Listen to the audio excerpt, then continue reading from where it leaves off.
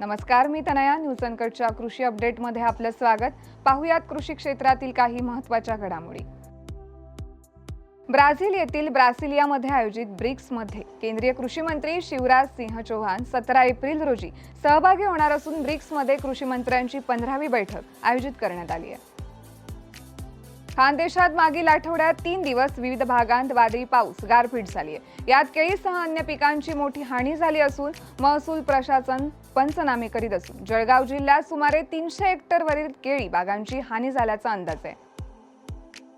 वाशिम जिल्ह्यातील शेतकऱ्यांना सोयाबीनच्या वाढलेल्या दराचा कोणताही फायदा होताना दिसत नसून शेतकऱ्यांच्या घरातील सोयाबीन संपल्यानंतर आता भाव वाढल्यानं संमिश्र स्वरूपाच्या प्रतिक्रिया उमटत आहेत.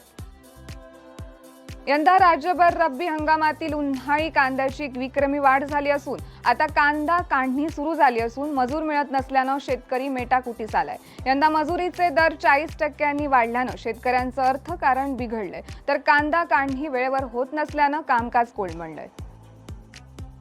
राज्य सरकारने भूसंपादनाच्या मोबदल्यात विलंब झाल्यास देण्यात येणाऱ्या व्याज दरात कपात करण्याचा निर्णय घेतला असून हे दर आता 15% वरून 8 ते 9% पर्यंत मर्यादित केले जाणार आहेत. मंत्रिमंडळानं खास मंजुरी देत विधेयक विधिमंडळात मांडण्याचा निर्णय घेतलाय. राज्य शासनाचा ऊस FRP संदर्भातील वादग्रस्त निर्णय उच्च न्यायालयानं रद्द ठरवला असला तरी करार केल्यास शेतकऱ्यांना FRP टप्प्याटप्प्यानेच मिळणार आहे, अशी स्पष्ट भूमिका साखर आयुक्तालयानं घेतली आहे.